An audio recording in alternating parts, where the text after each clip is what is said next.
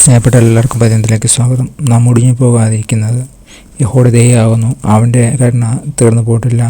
അത് രാവിലെ തോറും പുതിയതും നിൻ്റെ വിശ്വസ്തത വലിയതുമാകുന്നു. ലാബൻ്റെ പുസ്തകം 1-22-21 വാക്യം പഠിക്കാൻ കാണാൻ സാധിക്കും. ഇപ്പോൾ രാമകൃഷ്ണത്തിൻ്റെ ഒരു കഥയാണ് നാം പഠിക്കുന്നത്. യേശു അവൻ്റെ പാപമോചന വാഗ്ദത്തത്തിലേക്കും അതുപോലെ സമൃദ്ധവും നിത്യവുമായ പുതുജീവനിലേക്ക് നമ്മെ ക്ഷണിക്കുന്നു. യോഹന്നാൻ 10-10 വാക്യം പഠിക്കുവാൻ സാധിക്കും. വിലാപങ്ങളുടെ പുസ്തകത്തിൽ ദൈവത്തിന് നമ്മളുടെ സ്നേഹം ഓരോ ദിവസവും പുതുക്കപ്പെടുന്നു എന്ന് ഇരമ്യാവ് നമ്മെ ഓർമ്മിപ്പിക്കുന്നു. നാം മുടിഞ്ഞു പോകാതിരിപ്പാൻ യഹോവയുടെ ദയയാകുന്നു. അവൻ്റെ കരുണ തീർന്നു പോയിട്ടില്ലല്ലോ. രാവിലെ തോറും പുതിയതും നിൻ്റെ വിശ്വസ്തത വലിയതുമാകുന്നു. വിലാപങ്ങൾ 3-22 വാക്യം പഠിക്കാൻ സാധിക്കും.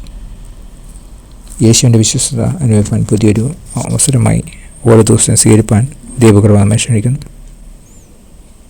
നാം നമ്മുടെ പഴയ പാവങ്ങളുടെ ഫലമായി മല്ലിടുകയാണെങ്കിലും അല്ലെങ്കിലും മറ്റ് പ്രയാസങ്ങളോട് കടന്നു പോവുകയാണെങ്കിലും ദൈവത്തിൻ്റെ ആത്മാവിന് ഓരോ പുതിയ ദൈവത്തിനും നമ്മിൽ പാപക്ഷമയും പുതുജീവനും പ്രത്യാശയും പകരുവാൻ കഴിയും. അതെ, ഓരോ ദിവസവും ഒരു പുനരാവിഷ്കരണം ആണ്. മഹാനായ സംവിധായകൻ്റെ പാദപിന്തുടരാനുള്ള അവസരമാണ്. അവൻ നമ്മുടെ കഥയെ തൻ്റെ വലിയ കഥയിലേക്ക് ചേർത്ത് നെയ്തെടുക്കുന്നു. നമ്മുടെ പരിശോധനാ വേളകളിൽ ദൈവത്തിൻ്റെ വിശ്വസ്തതയെക്കുറിച്ച് നമ്മെക്കുറിച്ച് ചിന്തിക്കുന്നതും ഓർക്കുന്നതും അവയെക്കുറിച്ചുള്ള നമ്മുടെ ധാരണയെ എങ്ങനെ പുനരാവിഷ്കരിക്കുന്നു. ദൈവത്തിൻ്റെ ക്ഷമയും കൃപയും നിങ്ങളുടെ ജീവിതത്തിൽ ഒരു പുനരാവിഷ്കരണം എങ്ങനെയാണ് കൊണ്ടുവന്നിട്ടുള്ളത്?